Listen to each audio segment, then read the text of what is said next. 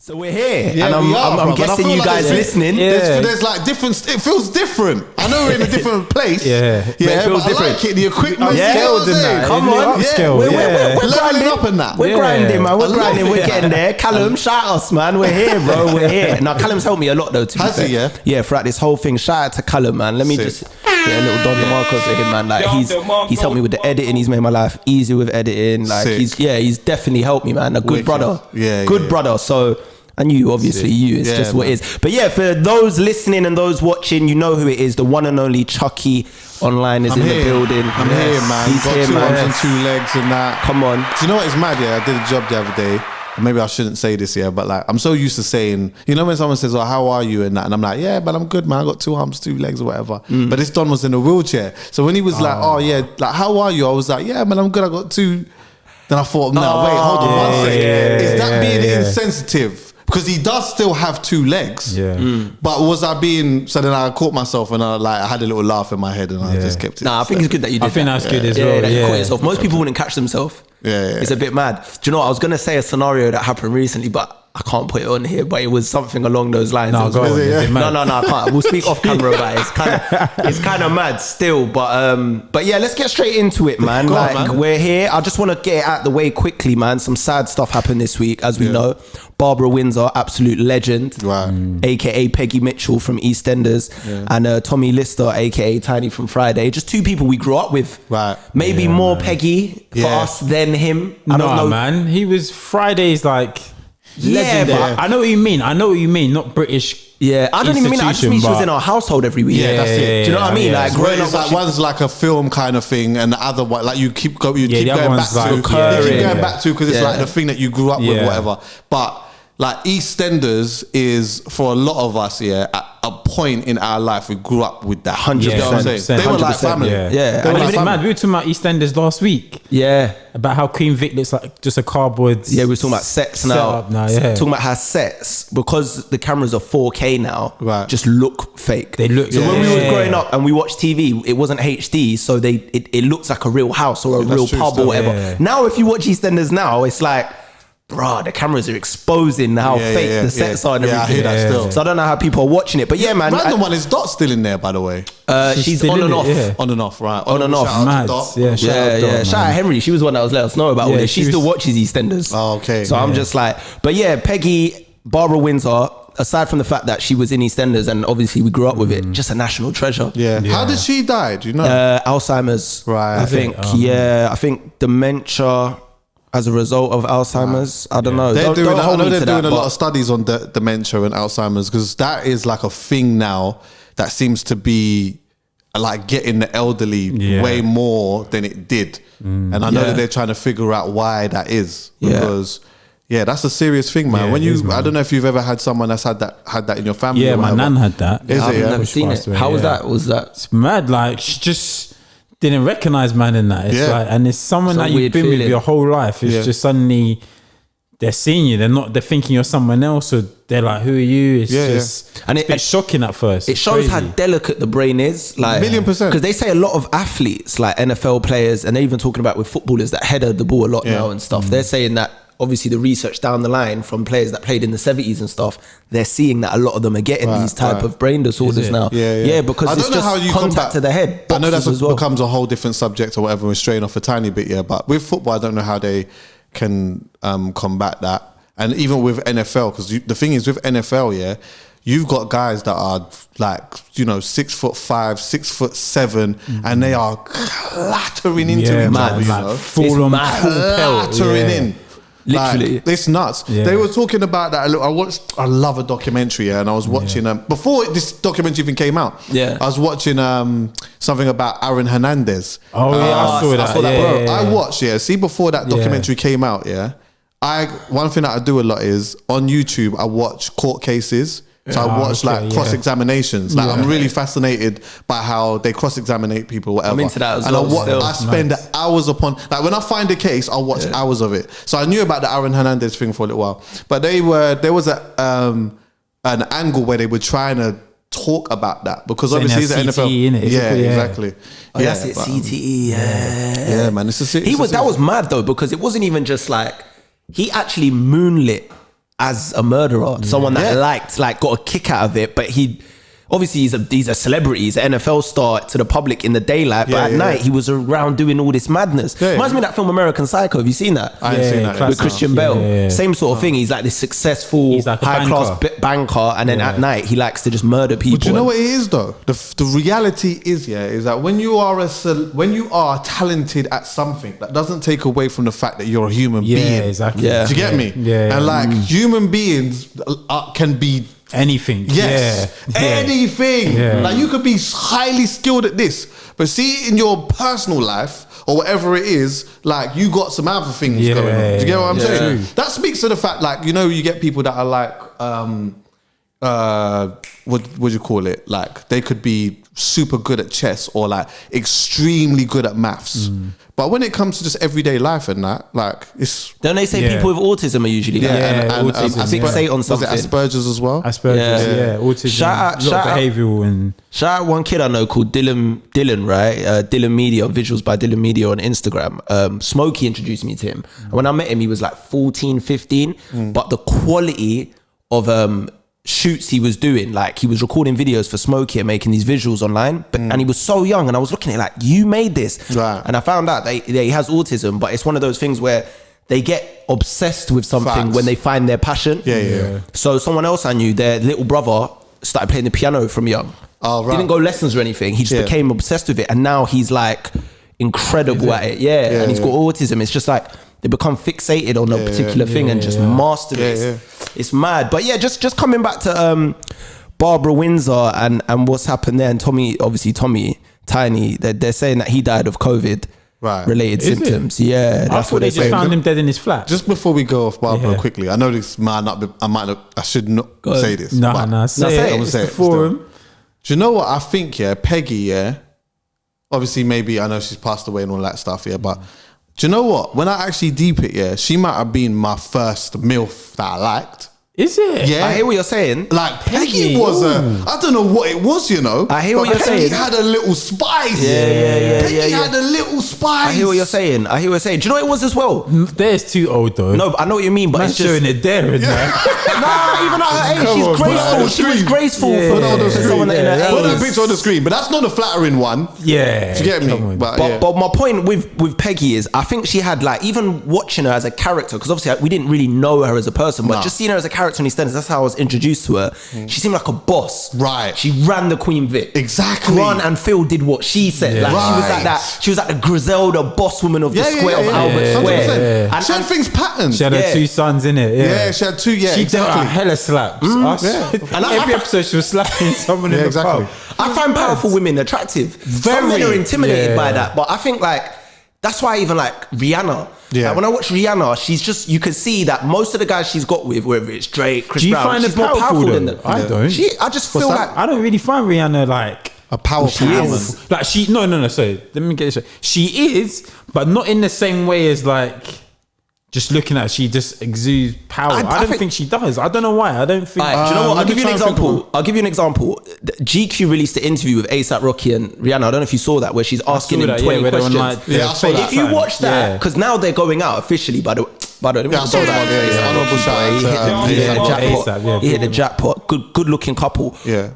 But in that, you can see that even in that, she's got more money than him. She's more successful than him. And you can see it comes across in the way they're chatting, the way she's like bantering him. She's like, she brings up one old red carpet outfit. She's like, this is the way you used to dress. And he's like, yeah. And she's like, no, this is, don't try and par it off. This is, you know, when a girl's just got that kind of boisterous nature. I think, you know what it is, it's maybe the way that we look at power. Do you get what I'm saying? Might be it's usually money, isn't it? Like there's different elements of power in it, So you have like the Peggy type power where it's could be quite aggressive, quite overbearing, not even overbearing, but you know what? Like, you come in the room and straight away you can feel the presence of that lady or whatever. Rihanna has the power of like she seems like she has a level of comfortability that is through the roof.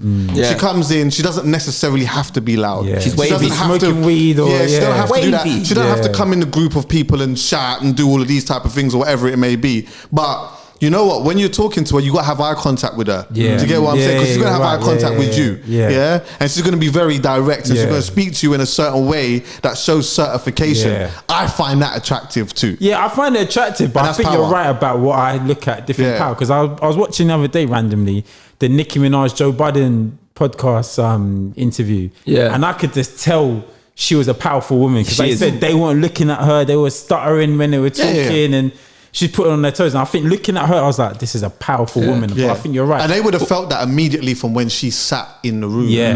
But sometimes, but also she's got the muscle behind her because the guy she's married to, but this apparently he's a no, they were going out when she went on the when they got the brother that's because apparently he's on some kids together. No, he got done for a rape charge recently. A rape charge. So he raped a woman back in the day. What, her husband? Yeah, but like in the early 90s, he raped a woman at knife point or something like that. Was convicted for it, did like 4 years or something. And then when they moved to LA, he moved to LA when they got together. You have to like register as a sex offender, and he didn't do it. Like he skipped the process. Is that why he went? That's why they got him now. Oh right. Okay. So yeah, but apparently there was a new thing that came out recently that Nicki Minaj has been trying to pay off the woman to retract the statements and Is it all of this? That's all, man. All of this. But do you know the bigger conversation I wanted to have from this Peggy and Tiny thing was that what's dawning on me and what's scaring me, lads, is that we're getting older and all the people that we grew up watching that were already much older than us are getting older and passing away now. And that's just that inevitability of life. Like one day, maybe in 10, 20 years from now, even our, God forbid, touch wood, like our Jays, our Diddy's, they're hitting their 50s, 60s now. And it's just that thing of knowing that these people we grew up with, like Vince McMahon, I grew up with him wrestling, like he's in his 80s, like bro. There's gonna that be inevitability of life. We have to accept this is. I'm gonna say this in like quite a brutalist sort of term, But ultimately, there's gonna be a clear out because there's a whole generation of people that we looked up to that are old and they're gonna pass over now or whatever. And I think that it's difficult when it's people that you're so close to or they people that. You had an emotional connection to, whether it be a celebrity or a family member or whatever it may be, But I do think that we have to try our best to accept that, like, this is actually the process of life. And you know what? Even thinking about this now, if we could actually truly make peace with the process of life, then you'd probably see less things like surgery and all of these things happening because you know what even though I know that like some of the like surgery and all of these things happen through like social pressures and all of these type of things, you'll see in our generation that there's going to start being people that are like doing stuff because they're fighting holding on to their youth. They're fighting holding on to their youth. But you know what I feel like there's something nice about getting old when you start when you feel when you feel comfortable within yourself. But that's a difficult thing and it's hard. Maybe you need to have a certain friendship group or you need a certain person to speak to or so you need to install a certain perspective or whatnot. But it doesn't have to be a scary thing. It's going to happen. We just have to just try to lay certain foundations, try and live as righteous as we possibly can, have conversations, do all of these type of things, and whatever it's supposed to be will be. I mean, I say this now, but I don't fear death. I don't fear passing away. I don't fear. I understand it's just something that is going to happen at some point. I said to myself one time. Do you fear the way you could pass away though? I fear that a little bit. Like I mean, I don't want to drown. I don't want to be set on fire. Do you understand what I'm saying? I don't want that type of stuff. But you know what? Like I remember saying to myself one time, my dad. He smokes heavily. I'm just using this as an example, and I'm very close to my dad. And I remember saying to myself, you know what? One day, my dad is not going to be here. And I just thought in my mind, you know what? One day, maybe I'm going to get a phone call because he smokes a lot or whatever, that something's going to happen or whatnot. But God forbid, obviously, you ended up doing the... not the cigarettes, but what you vapes. I know it's just as bad, but whatever, but cool, whatever. But that's not the point. The point was, it was like, you know what? I'm going to go and check my dad every Wednesday. And I'm going to try to understand certain things that happened when we were young. So sometimes when when I go to my dad's, we'll sit and we'll watch the football. He's a Chelsea fan, and like he's loving life at the moment and whatnot. And I've seen my dad go through the ups and downs of like loving life at the moment and not whatever.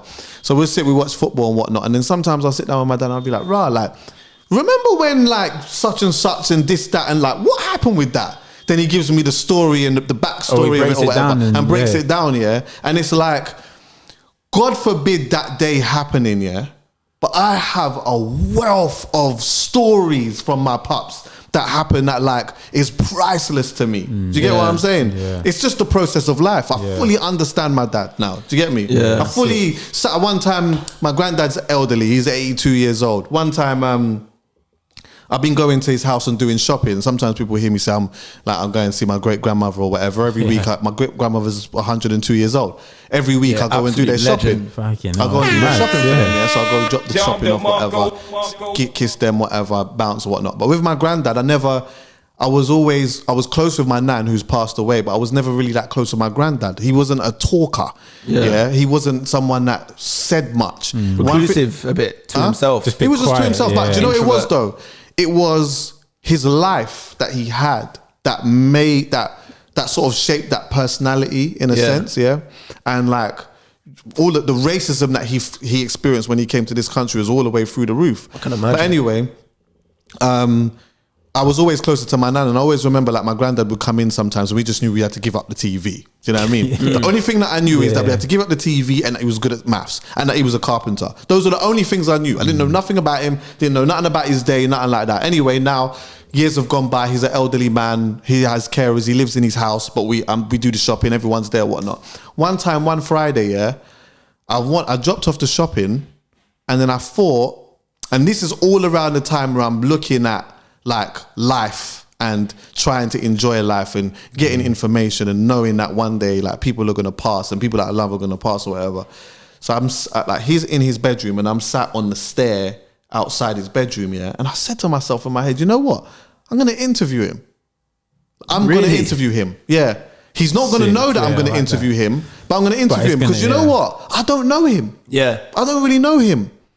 So that's the first thing I said to my granddad I was like, Granddad, and the funny thing is with him, he takes ages to respond and he will look at you for ages. So you just got to know before he answers. Right? I said, Granddad, he didn't say nothing. I said, how did you get here? Silence. He must have been bad. Because I know he's probably thinking, why are you asking me that? And the worst part is there's so much wisdom in there. Listen, I feel like that when I speak to my nan, and they don't talk much. Story, the story that he told me from that moment there, was like, bro, it was like again a priceless moment, but also it was like a part of a history that I am attached to in some way, and I didn't know it. Prior to that conversation, I didn't know he was in Kingston, and he said there was jobs going in New York and London, and there was 2 boats. And it was either one of the two. And he just said, I just chose the one in London. I said, you know what? I'm going to go to the one in London. I'm going to save some money. And I'm going to bring my wife over. And I'm going to try and get her on the plane. Like a life decision as clear cut as that. Right. Imagine he chose the Big Apple. Everything would be different. You wouldn't even different. You wouldn't even be here. My whole life is different. Everything. He told when he's telling me about the boat and that. Like the way that he's talking about the boat, was like there was certain things happening on the boat where he was like, you know what, I didn't want which was my nan, to be on the boat, which made me feel like there was an element of crowd, couple gallon. You know what I'm saying? I'm not having her on the boat for a month with next man.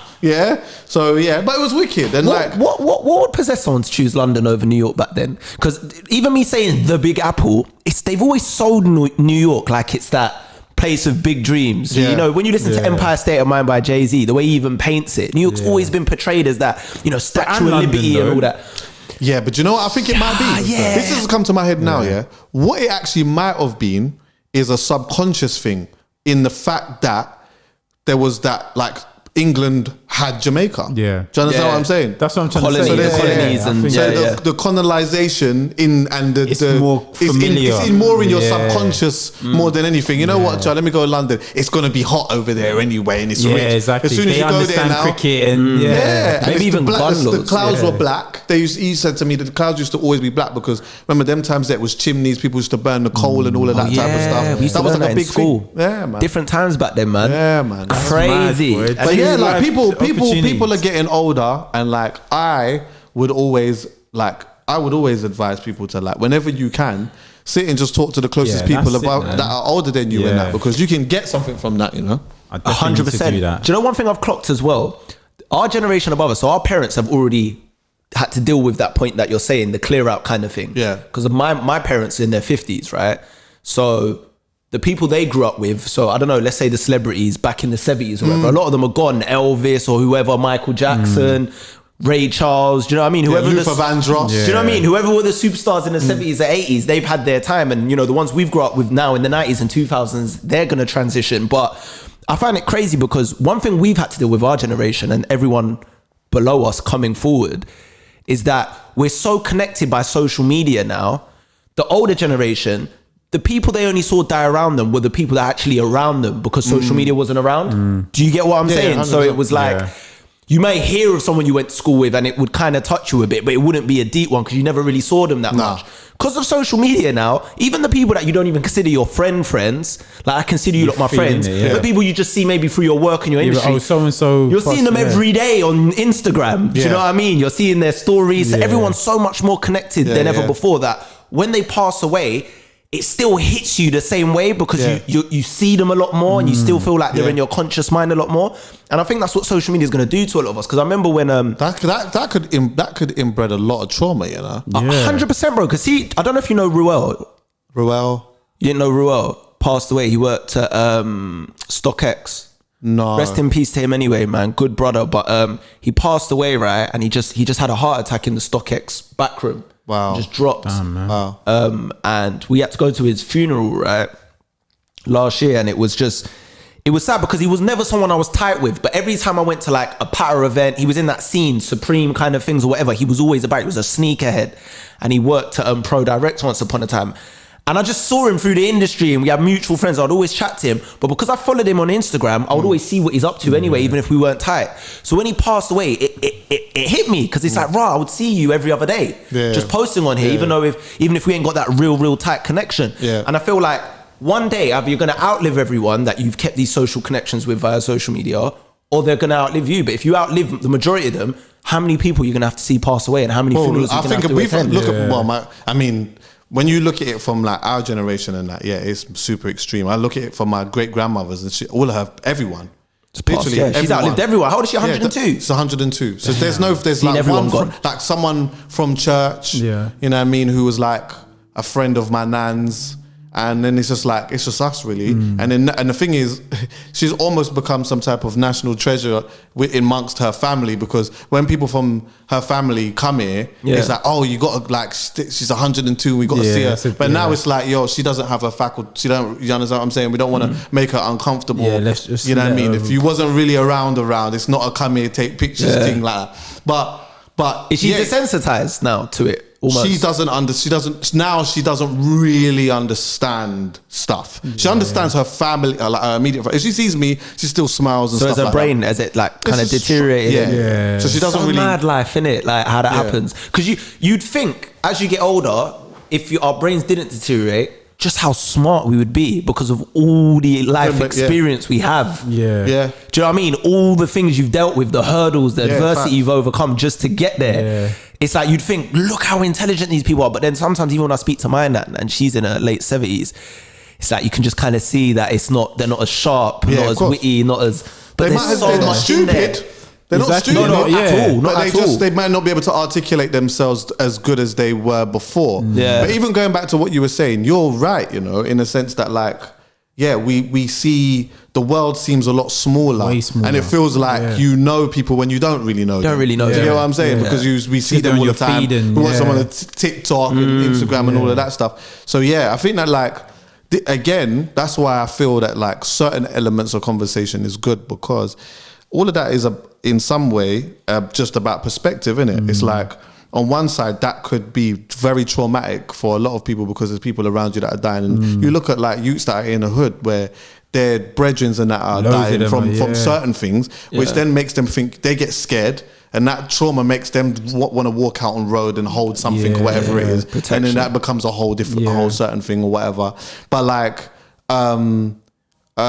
with this, it's like on the other side, you can also look at it like it's unfortunate that these are the type of things that happen, but this is actually the process of life. Do you know what I mean? It doesn't mean that you shouldn't be upset when something does happen, because it's tragic when it happens suddenly. That's what I was going to say. I just felt not glad, but I was just happy to see someone have a full life and be celebrated, and not because we've seen so much this year of like 20-year-olds being killed and sudden random deaths, and Kobe Bryant 13. And Pop Smoke and like, and just people gone suddenly and too young, and just to see someone actually die from old age and have a full life and be a national treasure. Even then, I mean, there's all different types of ways that these things happen, but see, like with, let's say, Kobe, like that's a shock, innit? Of course, it's a big shock.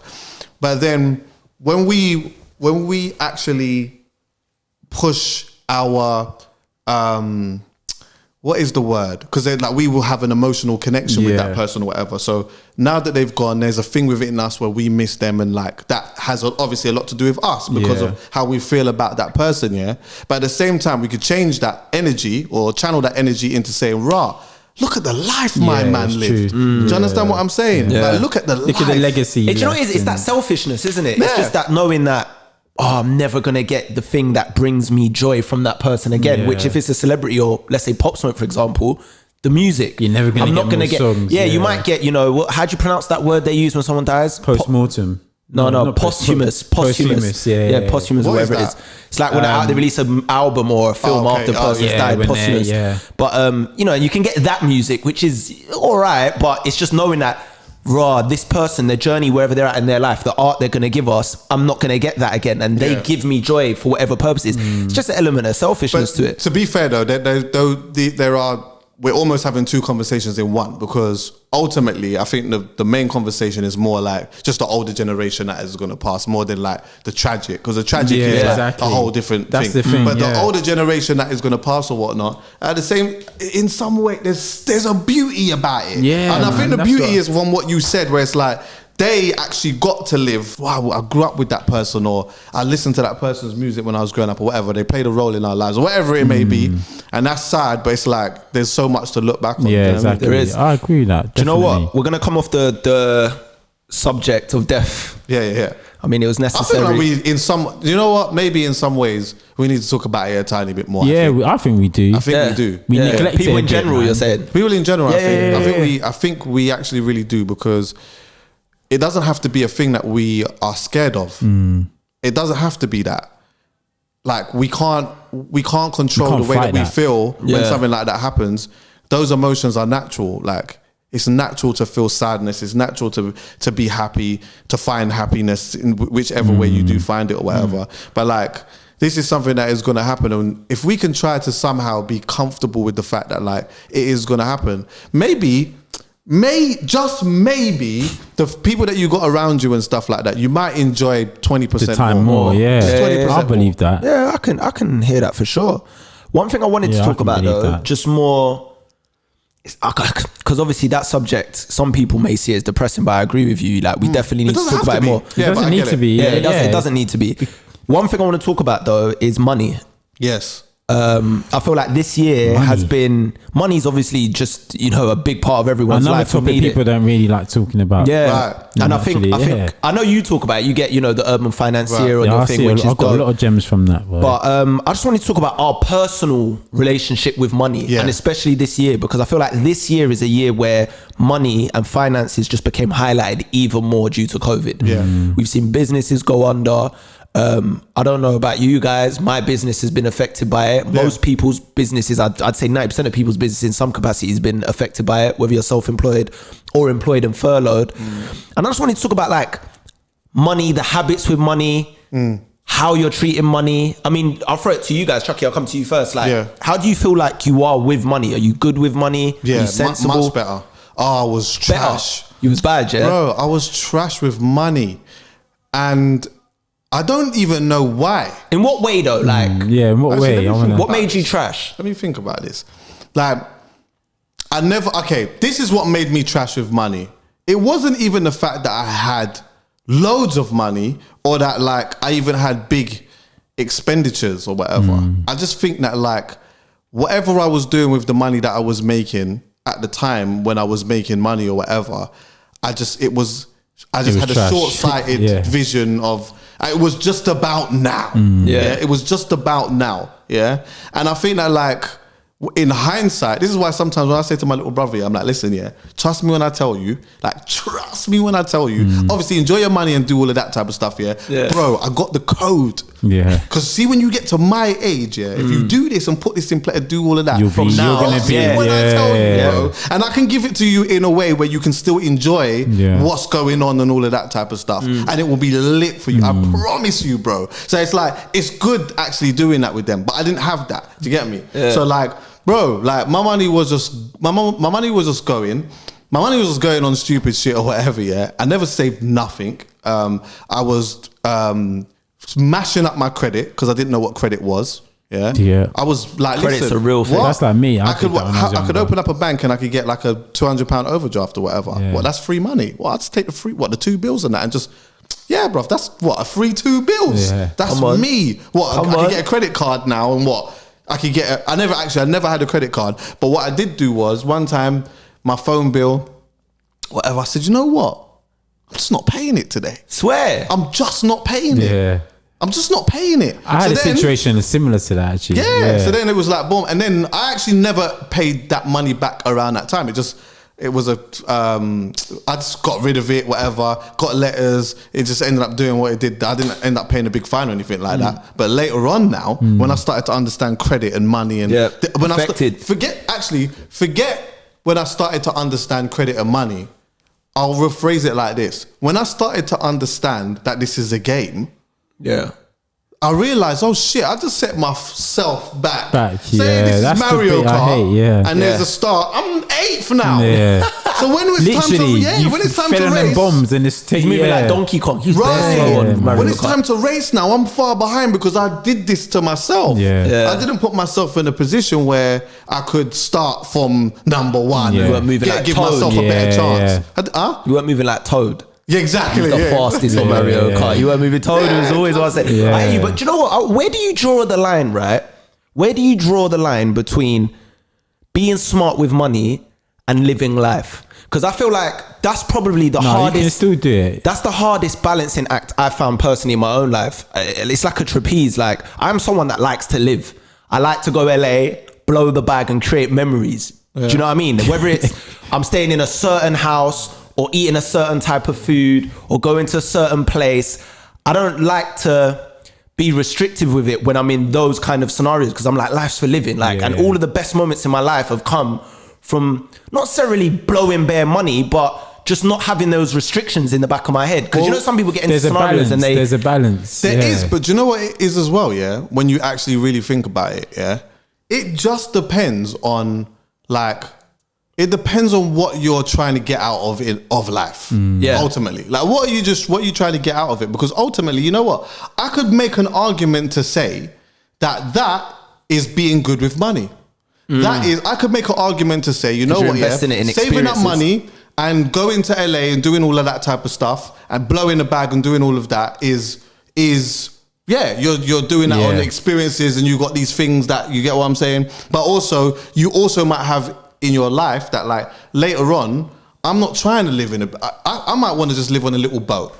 Yeah. Do you know what I'm saying? At the end of it all, I want to live on a boat. So who am I or anyone to tell you, you know, when you go to LA and you spend all of that dough, or you go here and you spend all of this dough or whatever it may be, that maybe you should put a little money aside because your long-term goal in the end might be to just live on a boat and just live in a small little thing and just be comfortable like that. And if you are comfortable like that, on the 10th. And if you are comfortable like that, that is your thing. Yeah. Because we all have a different idea of what we see as comfortable. But if you are starting to understand what is your comfortability, what is your level of comfortability, then there has to be a point at some point in your life where you say, all right, cool. I need to see how I can make sure that this level of comfortability, I can be there and I can obtain it. How can I do that? It might mean I might have to put a little something aside, or I might need to do this, or I might need to do that, or whatever. It takes you need a little bit of foresight and a little bit of vision. Yeah. But again, if your idea of just doing that and then your comfortability is just this, you can do that. And that is still being good with money. Yeah. that is still being good with money. What about it's just you, not Nick? my thing. You know what I mean? I used to be trash with money. I think I still kind of am trash with money. I just spend it on like what? Like I'm bad. Like I'm the kind of guy who would just get Ubers just because I can't be bothered to walk, and Ubers. Loads of takeaway, and it gets to the point where it's like I can afford to do it, but at the same time, is it the best use of money? And that's my whole thing. It's like, what's the best use of my money? And like, at the moment, I'm starting up a business, so all of my money is going into that. Right. But part of me is thinking, I would have had way more money to invest if I didn't blow it on such frivolous things. And I just think it's memories is fine, like creating the same memories and living life, but at the same time, don't use an excuse to be lazy, because a lot of people you find will utter those words of being like, I'm living life, or you only live once, when they consciously know they shouldn't really be spending that money. And it's kind of like can't afford it really. And it's like a lazy excuse to be like, do you know what, I'm living life, fuck it, I'll think about it tomorrow. Or do you know what? It will work itself out. Yeah, it'll work itself out when they like deep down they know I shouldn't be spending this. Yeah. Like, this isn't what I'm... Following on from that lazy thing you just said, that's interesting, because I feel like, see Uber, right? I'm pretty sure that translate Latin for evil. I'm pretty sure. Same amount of letters. Uber, if you hear I don't know. this, I know Uber means quick. said that. But see Uber, right? If you look at it, the amount of money, and look, we can talk about spending money on holidays and big things like that, maybe getting that new TV or whatever, but these are things that, you know, you'll get quite a bit of a use out of. If you're on holiday, like I said, you're creating memories. You're on a holiday for a reason. But see Uber and the day-to-day things, right? Yeah. Uber's created a cab app that they know is due to convenience. It's all about convenience. I can get around quick if I use this. Yeah. But then they tapped into the other thing, which is the other thing he said, Food. takeaways. Yeah. Lazy. We can, people are too lazy to cook. Don't worry, man. We'll have it delivered straight to your door at your fingertips. Just type in what you want. You don't have to go nowhere. Man will knock on your door. It'll be at your fingertips. You don't have to cook. They've just preyed on people's laziness when it comes to money. And people kind of weigh the two. Do I want to save the money? Can't be bothered. You know what? I can't be bothered. I'd rather just spend it. Even me here, someone that lives alone, I don't cook as much as I should. I don't shop in the supermarket as much as I should. Like, really and truly, I should be cooking. There's 7 days in a week. I should be cooking 4 or 5 days out of the week if I'm being serious about spending money and being... If your lifestyle enables you to do that. If your lifestyle enables you to. But I feel like during COVID now, it has enabled a lot more people. A lot more people are indoors and they've got that free time. But still...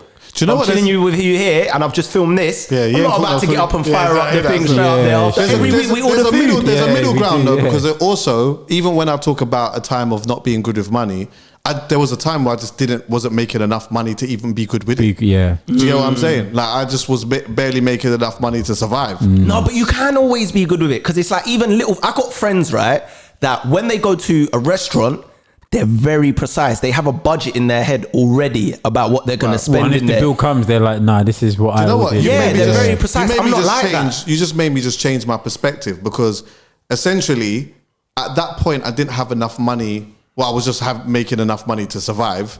But what I'm now doing is, I'm confusing the whole situation with making enough money to survive and being good with money, which is saving. But technically, I was still all right with money because I was making enough money to survive, and I was surviving. You're surviving. I was doing all right. That's The only issue that I had, though, was that I had a problem with parking fines. So that was where, like, the bad part of my those money. are the worst. Because when I didn't have much money, I was getting parking fines, and I was having to spend my money on that type of shit and that too. Do you know what I mean?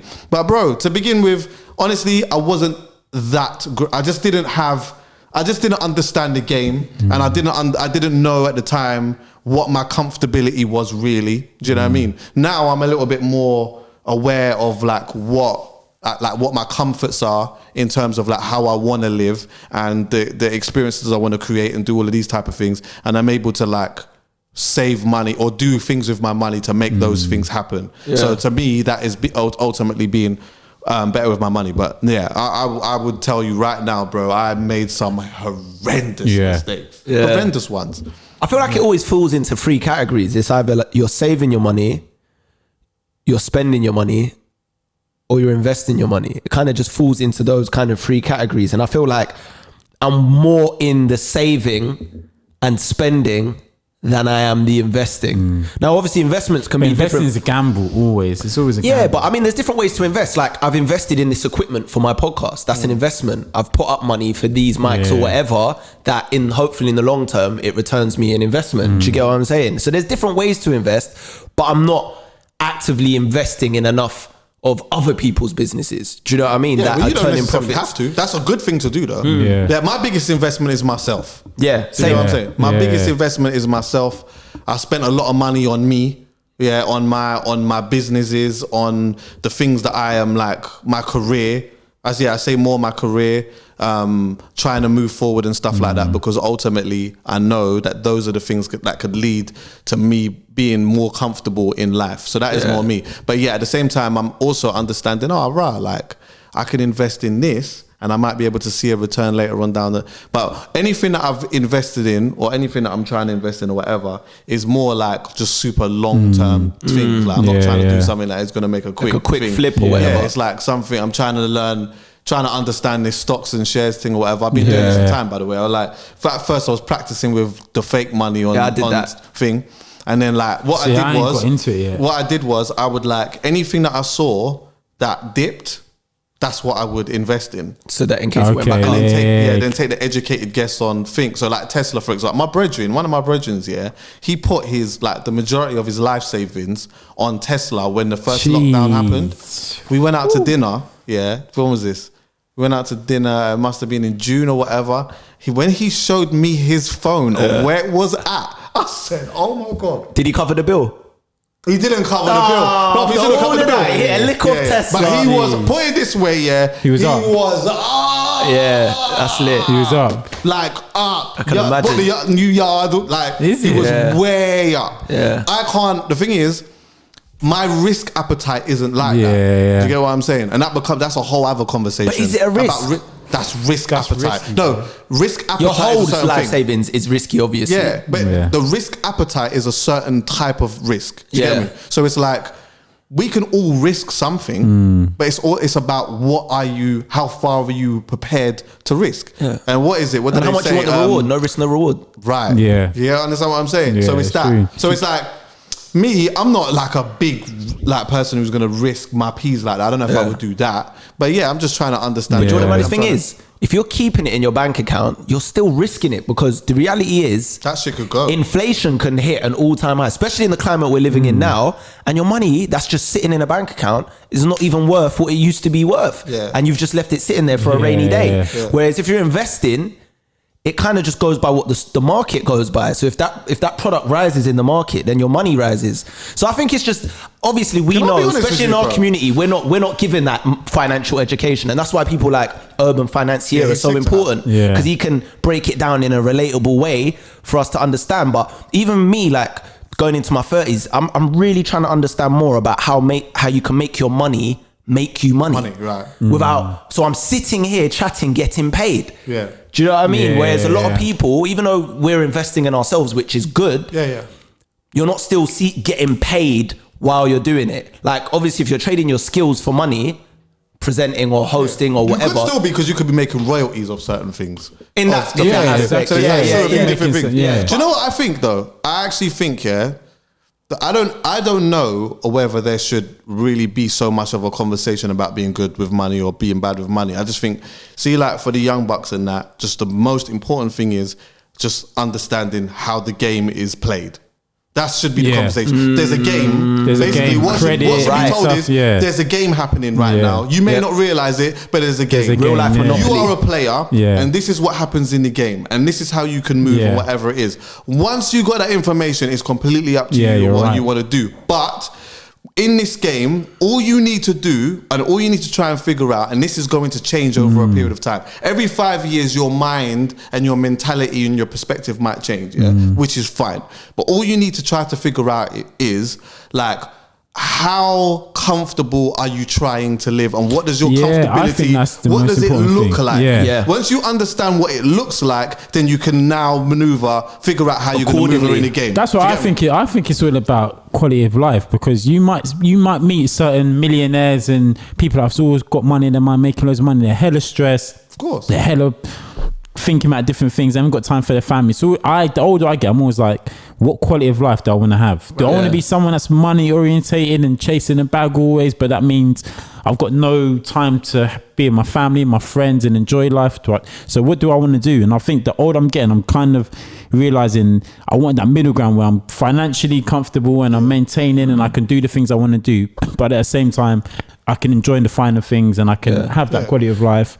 And remember, finer things again is perspective. It's perspective. Yeah, exactly. Do you know one piece of advice I got for that, following on from that, is just, I would say to people, right, and that's clever, the quality of life is just take all your bills for the year. So whether if you live by yourself, your rent, or if you don't and it's just your phone bills, whatever, take all of them, add them up for 12 months, what it will come to total. So let's say it's like 20 grand, and then all right, cool. That's what I need to make just to cover my living. Do you get what I'm saying? Yeah. All my bills are paid.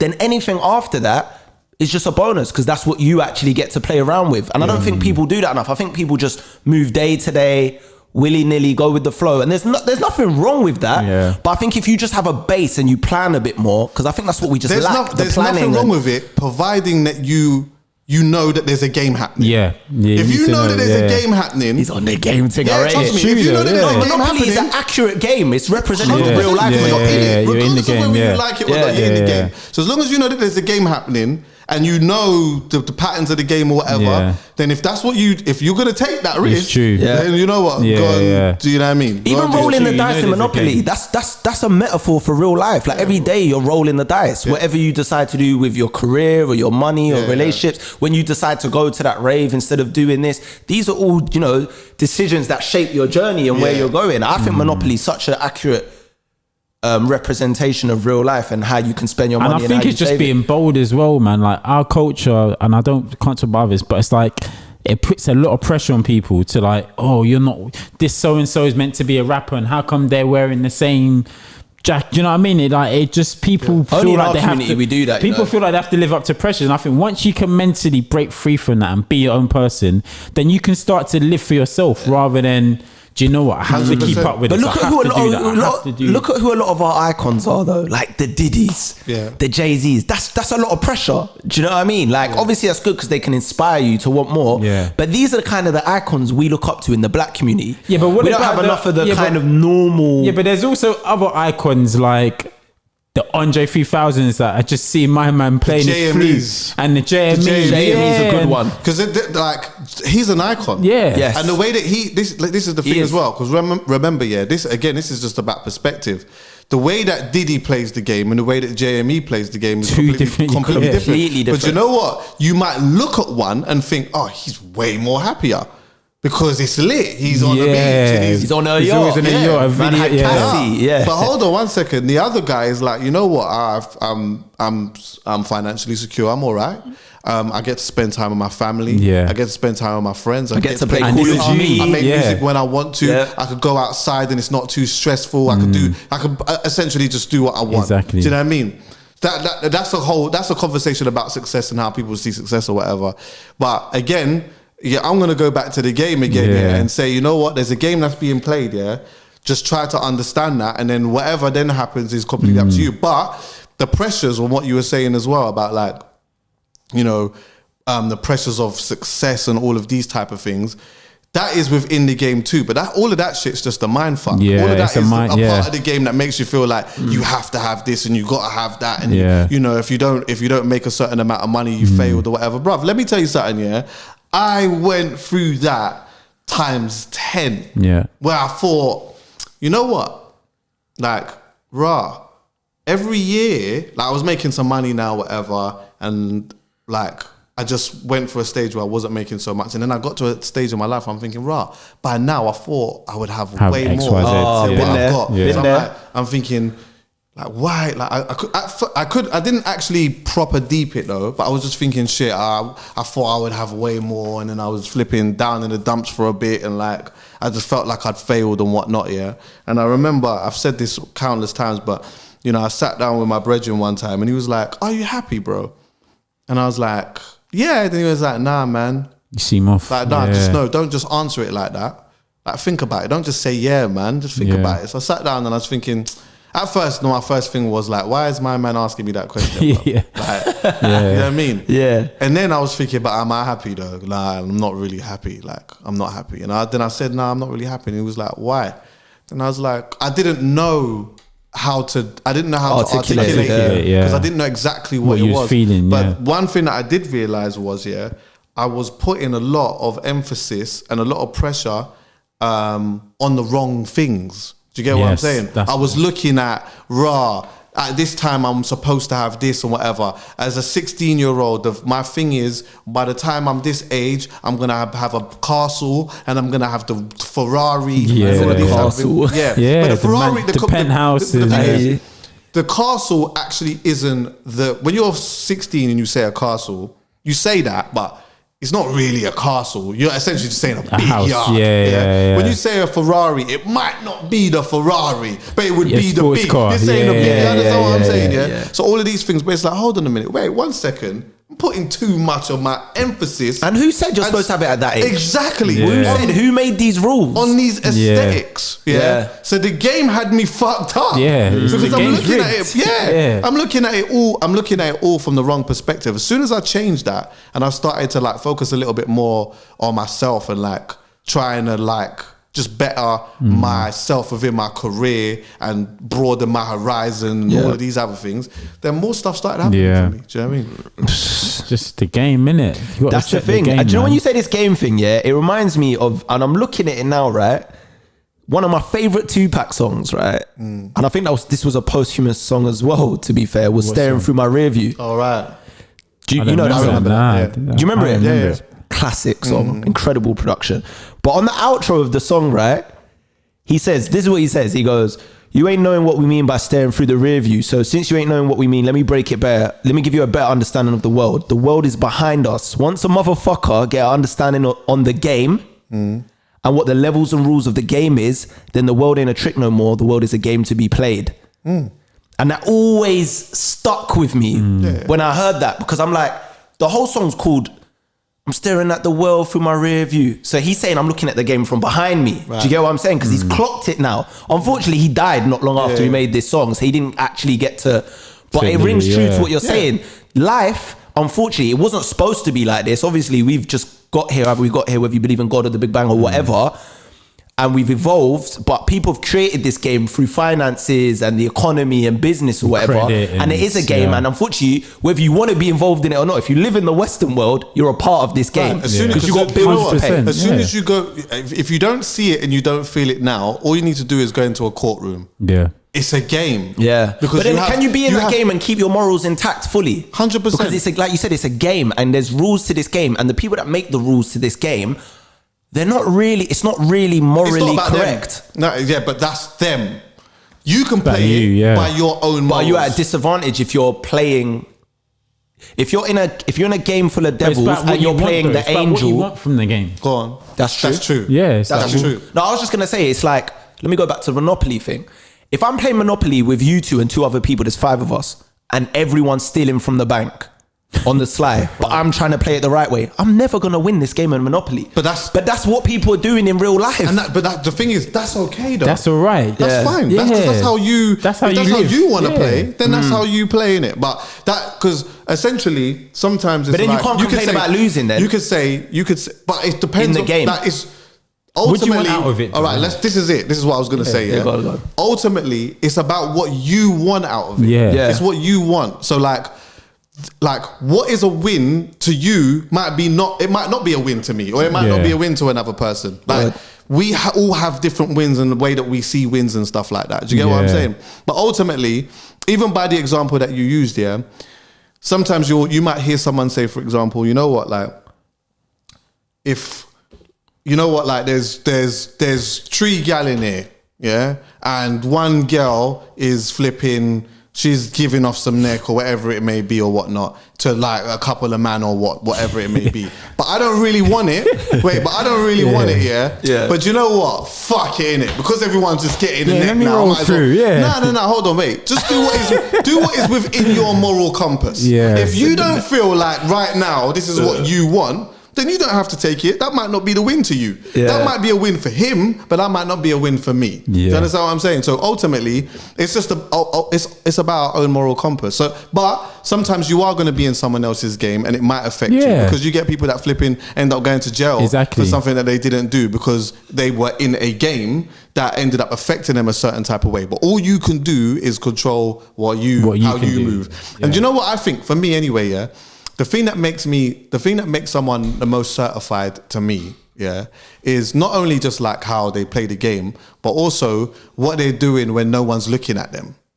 When no one is looking at you, how are you moving then? How are you that maneuvering? makes you certified to me when I feel like I have a good understanding of how you're moving when no one's watching you. Because you're on your thing, you're on your time now. But if you're playing the game more just on the basis of like, you know, saying, oh, that's their win, so I'm going to try and do that win. And you know what I'm saying? They're doing it by robbing a bank or whatever it may be, so I might as well just come and get a little something too.